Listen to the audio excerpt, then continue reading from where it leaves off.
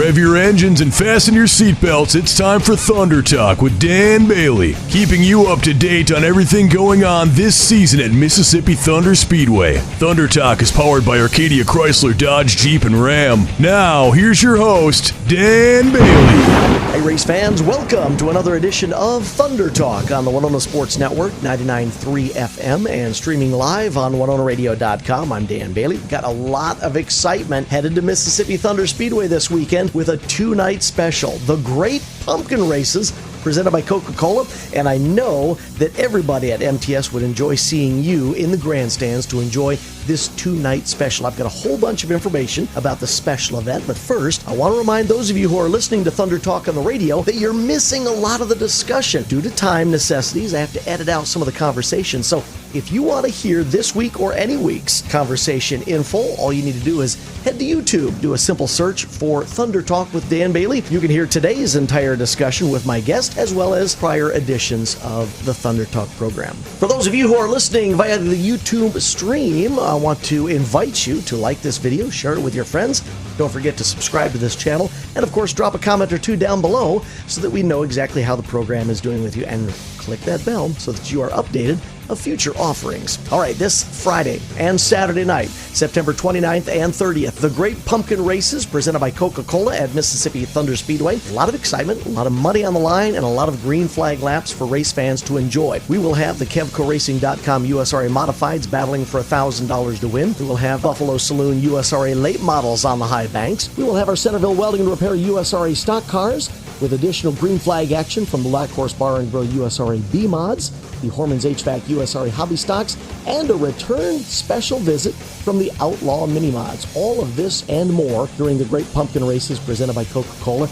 And I am excited to introduce you to my guest for this week's edition of Thunder Talk, who's going to be joining us in the announcer's booth both nights, Friday night and Saturday night, the 29th and the 30th at Mississippi Thunder Speedway, none other than Todd Narveson. Todd, first of all, welcome to Thunder Talk. Thanks for joining us this week. Yeah, thanks, Dan. Thanks for having me on. We have a lot of exciting green flag action to talk about. Myself and Guy Hammernick are tickled pink to be welcoming you into the announcer's booth for this two-night special at Mississippi Thunder Speedway. But I wanted to take a moment to talk about this new title that has been bestowed upon you from folks through all the social media outlets. They're starting to call you Mr. 1000. Would you like to tell us why that name is starting to stick? Well, I've been doing this, this is my 29th year of announcing. I've kind of kept track of how many shows I've done, just the weird stat guy that I am. And I recently just had my 500th show just at the Deer Creek Speedway in Spring Valley, Minnesota, and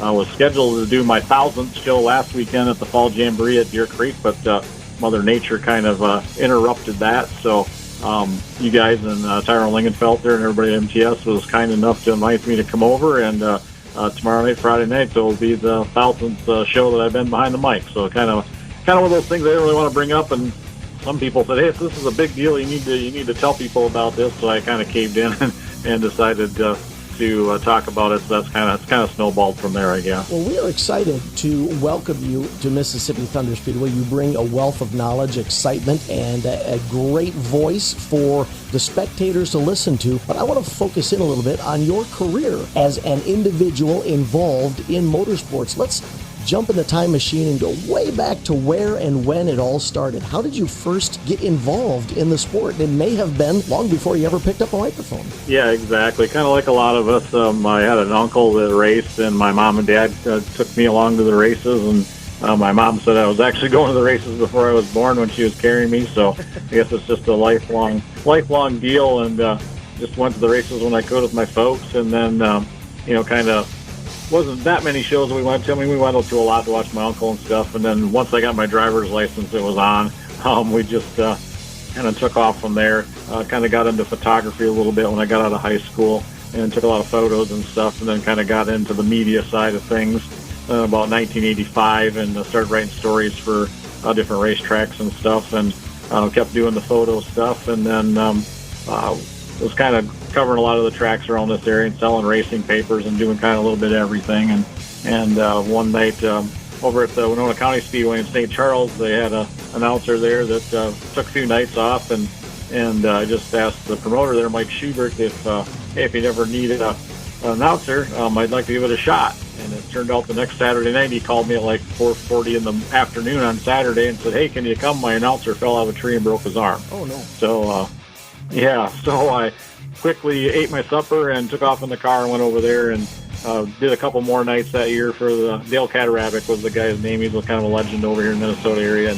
And did a few more shows for him. And then the next year, 95, or 96, I should say, they hired me full-time to do that. And it just kind of snowballed from there. I've been pretty fortunate and blessed to do everything that I've done so far. So it may not have been the best circumstances for the prior announcer to bring you into the booth, but what do you remember from that first time behind the microphone? It was nerve-wracking because, as you know, you've been around this as long as I have. When we didn't have any computers, there was no My Race Pass, there was no nothing. You basically got a sheet of paper that said Hobby Stock Heat 1 and had a bunch of numbers on it.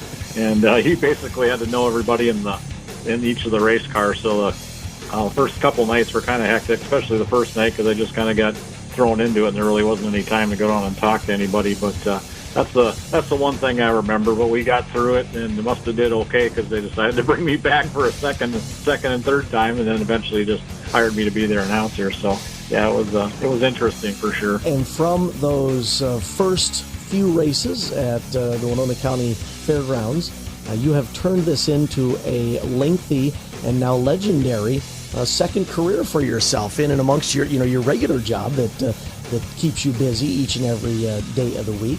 So what is it about presenting races or announcing races that brings you back year after year, that really excites you about doing what you do behind the microphone? A lot of it's the racing. I mean, the racing's good. I mean, it's changed obviously over the years and everything evolves, but it's a lot of people, as you well know. The people just keep bringing you back because the racing family is racing family, and it's just been cool, as you've probably seen too, just to be around it for so long. You've seen the evolution of all the drivers and the families, and we've got we got a handful of third generation racers, and we've got one over here in Minnesota that's fourth generation, and we've seen most of those guys and gals race. So it's just been kind of cool to be along for the ride, to watch that evolution in the sport, I guess. Being around the racers for so many years, you probably feel like a bit of a stepfather to some of the competitors out there that you see show up at the track, don't you? Yeah, exactly. Well, I watched them when we had the slingshot program and go-karts and stuff, just little kids, and like Jake Tim and some of those guys, and Dustin Sorensen, and now they're getting married and having kids of their own and stuff like that. So yeah, it kind of makes you feel like the old guy around the racetrack for sure. I think one of the things that I hear from a lot of race fans that they really enjoy about you is obviously, first of all, your love for the sport. I mean, you are just a diehard race fan. You love the sport, and you just happen to be behind a microphone able to present it to the race fans. But the other thing that I hear them talking about a lot when referring to you and your announcing skills is a wealth of knowledge that you bring to the racetrack. And that doesn't happen just by accident. You don't just show up and have a head full of information. You're a bit of a stats freak, aren't you? Yeah, a bit of a stats freak for sure. Always kind of have been. And when I kind of got into this, when I was doing 3-4 nights announcing a week at different racetracks, I just kind of decided, hey, I need to kind of delve into the history of some of these places. And I've got pretty much quite a bit of history on all the racetracks around this area. And the other thing, to stay up current, you got to, you're watching My Race Pass for race results. You're talking to people and you're monitoring Facebook, and any way you can get any sort of nugget to add to the announcing the following week, just anything you can absorb to make it a better night of announcing really goes a long way. And you try to been helping out some younger announcers in different areas, and that's kind of the one thing I stress is to be prepared. Do your prep. You might spend a couple hours a week on prep. You might not even use any of it, but you need to know what's going on and be able to express that to all the fans and people that are out there listening to you. Well, you just mentioned about being a bit of a mentor to up and coming or new announcers who are breaking into the sport. What about when you were first getting started? Was there anybody who put an arm around you and put a hand on your shoulder and said, here's some tips, here's a little advice for you? Yeah, like I mentioned, Dale Catarabic, the guy that I kind of felt bad when I took his spot, but he helped me out quite a bit. And there's quite a few announcers across the upper Midwest. Freddie Frand up in Hibbing I got to know him. He's no longer with us. He was a great help. Greg Nordwall and Keith Moylan, and then announced at Cedar Lake and Princeton and Brainerd in that area. Two great guys. Fortunately, they're not with us anymore either. Don Stadola was a longtime announcer at Rice Lake and the Cedar Lake Speedway. I'm probably forgetting a couple that helped out, but yeah, I kind of reached out to some of those guys and just looking for advice because I wanted to be able to do it and do a good job, and they helped out immensely for sure. So I'm trying to just, if anybody asks, I'm just trying to pay it forward, I guess, and try to help the next generation of announcers if we can. Well, I'm not trying to catch you off guard. I'm not trying to throw a curveball your direction, but when we're talking about announcing for 1,000 events, 1,000 events this weekend, I have to ask you: is there anything that sticks out in your memory, from those 1,000 nights behind the microphone? Are there any races? Are there any events? Are there any moments that every time you think of walking into an announcer's booth, or every time you put the headphones on and you start to get ready, you just kind of have this memory in the back of your mind? Yeah, I remember when XYZ happened. Are there moments like that always seem to bubble to the surface? Yeah, there's good and bad.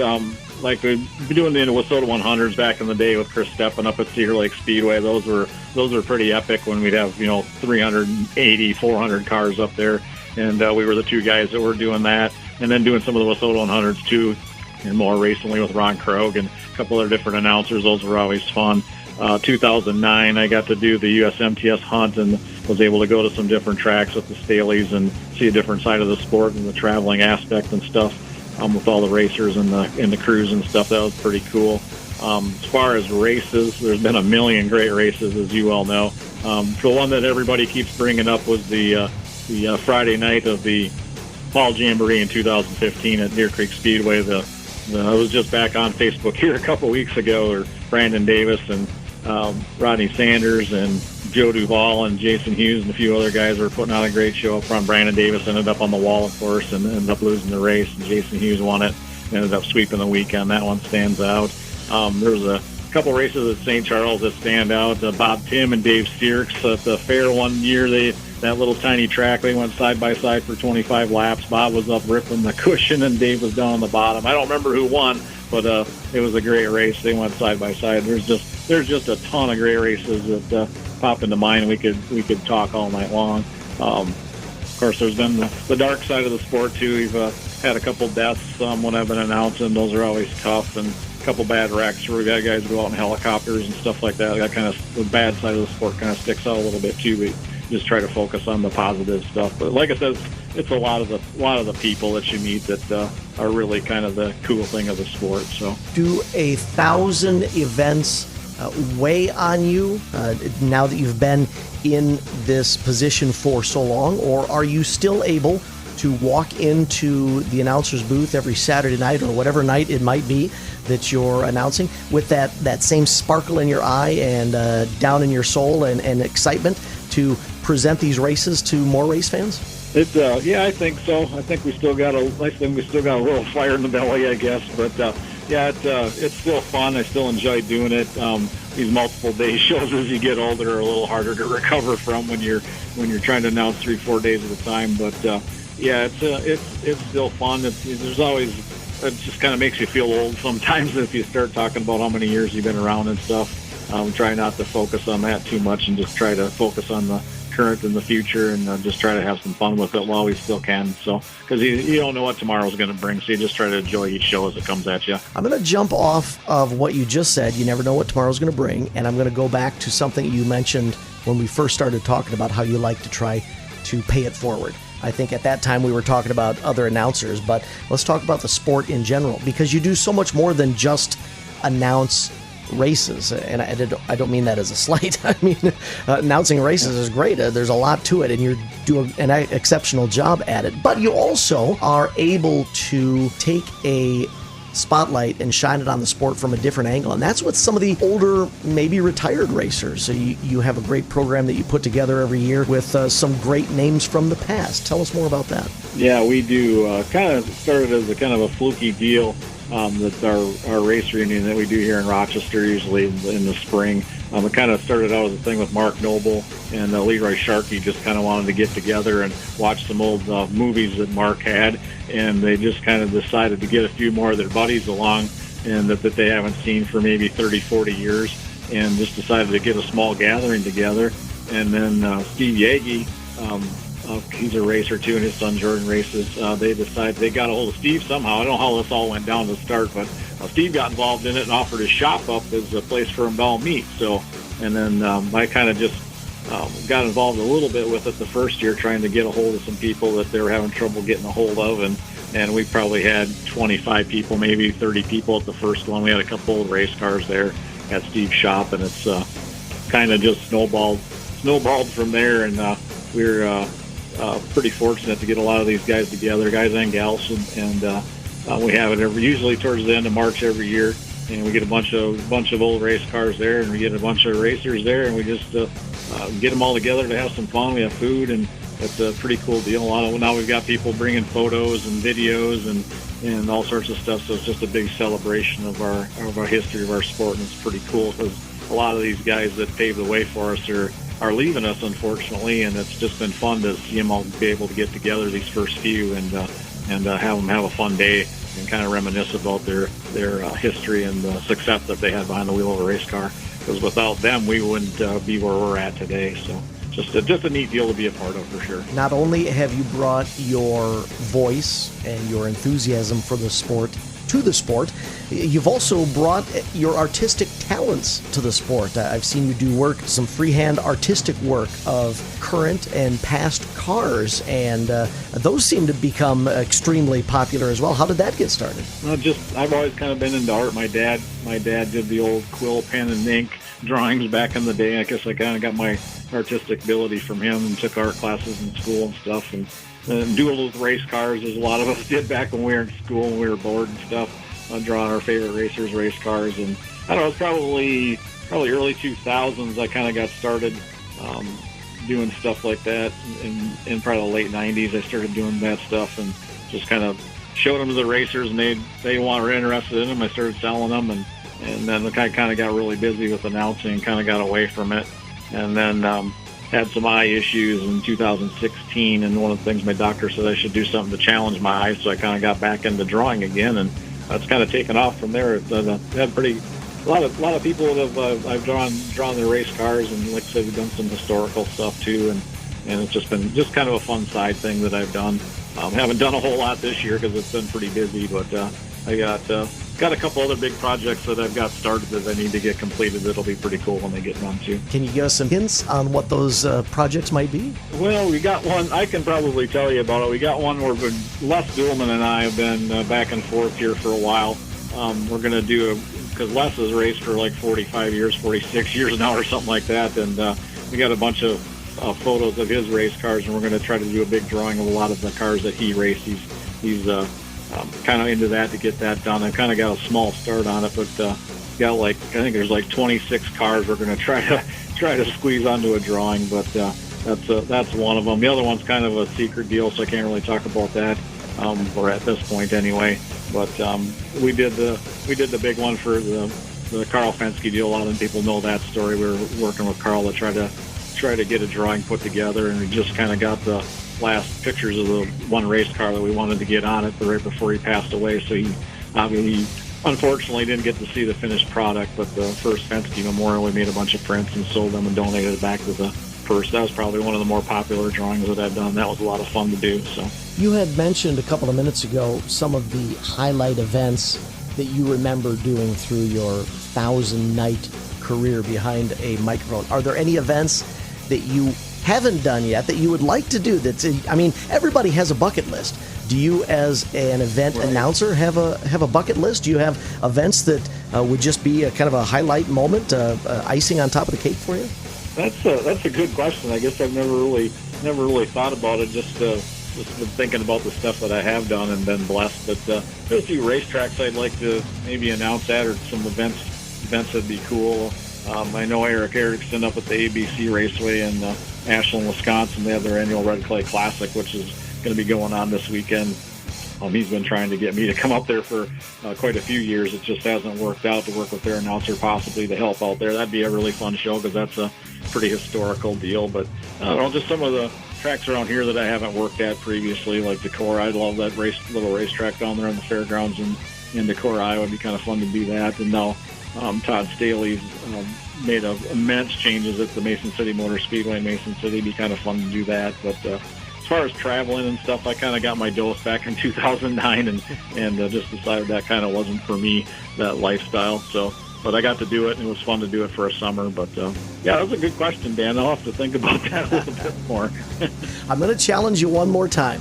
I know that when you're behind the microphone, you're technically not a race official, but still, I think race fans desire the announcer not to have favorites, just to present the events as they come up. But everybody, a human being is a human being, right? So as you think about either current racers or past racers, maybe when you were younger or when you were just getting involved, who is your favorite? Which racer always drew Todd Narveson's eye? I was a big Mert Williams fan when I was a little kid, just the Mr. Pizza Camaro and stuff over here in this area. I know he raced a little bit over in the Fountain City area too, in the 60s and stuff. He was always my favorite, and he just recently passed away here, so it's kind of sad to see him pass away. But it's kind of cool that I got to get to know him later in life, and just kind of a neat deal as your childhood hero. Carl Fensky, we kind of grew into a little relationship there too when he was racing, and didn't start out on a good note, but we worked it out, and Carl was always good and kind to me, and he always checked in on me and make sure everything was going good when I was going through my eye thing, and there's a lot of, like I said, there's a lot of good people, like watching all these young racers too. I don't know if I'll name them all by name; it might get me in trouble, but I like most of the racers that are running right now. Like I said, it's been fun watching them grow from a lot of them. Like I said, got started in slingshots and go-karts and stuff, so it's been kind of fun to watch them progress. See if I can think of anybody else. Lance Matthews, kind of always been a Lance fan. Along with that too, Les Duelman, I've got to know him really well too. That was kind of a big deal when he got started, as you know, up here, 13 years old and stuff. But there's just a lot of neat people in the sport with great personalities and great families and stuff, and that's kind of the thing that keeps me coming back. Well, Todd, I'll tell you what, we are all excited to welcome you to Mississippi Thunder Speedway, to be just a part of this huge accomplishment for you and your announcing career. Mr. 1000 will be crowned. Will it be Friday night or will it be Saturday night? Which one is the 1000th night? Friday night will be the 1000th, yep. So we are tickled pink to have you at Mississippi Thunder Speedway to achieve that momentous occasion in your stellar announcing career. And I sure do appreciate you joining us this week on Thunder Talk to fill us in on some thoughts that rattle around in that announcer's brain of yours, and some opinions of yours, and some outlooks of yours. Thank you so much for joining us this week on Thunder Talk. Yeah, thanks, Dan. We're really looking forward to coming back, and I've worked with you guys several times. You guys always roll out the red carpet, and thanks to Tyrell Lingenfelter for reaching out, and everybody over there at MTS. They make you feel like one. You guys make me feel like one of the family every time I come over there, even if I'm just watching. So really looking forward to the weekend, Dan, and looking forward to working with you and Guy this weekend. Don't forget, race fans, the Great Pumpkin Races presented by Coca-Cola at Mississippi Thunder Speedway both Friday and Saturday night. If you can't be in the grandstands, which I personally think you should be, but if you can't quite make it into the grandstands, remember you can watch the action online with a subscription to Racing Dirt. Check them out, and you can enjoy green flag action all year long. KevcoRacing.com USRA Modifieds, Buffalo Saloon USRA Late Models, Horman's HVAC USRA Hobby Stocks, Centerville Welding and Repair USRA Stock Cars, and the Black Horse Bar and Grill USRA B-Mods. And this is an important weekend because national points are being awarded for those USRA divisions, and some of those point battles are incredibly tight. As a matter of fact, one of the divisions has the top two tied in the standings. USRA competitors will also be joined by the Outlaw Mini Mod. So we hope to see you at Mississippi Thunder Speedway. All of the information can be found online at the official website, MississippiThunder.com, or follow them on all of their social media efforts, Facebook, Instagram, Twitter, etc. You can get all the details on how you can enjoy the Great Pumpkin Races presented by Coca-Cola at Mississippi Thunder Speedway. That was Thunder Talk, keeping you up to date on everything going on at Mississippi Thunder Speedway. Thunder Talk is powered by Arcadia Chrysler, Dodge, Jeep, and Ram. You ever notice that when you're on a fishing trip, you drive your boat all the way to the other side of the lake because you think that's where the best fishing is? And the people staying at the cabins on that side of the lake, well, they come and fish where your cabin is. you don't have to drive a long ways to catch the big fish.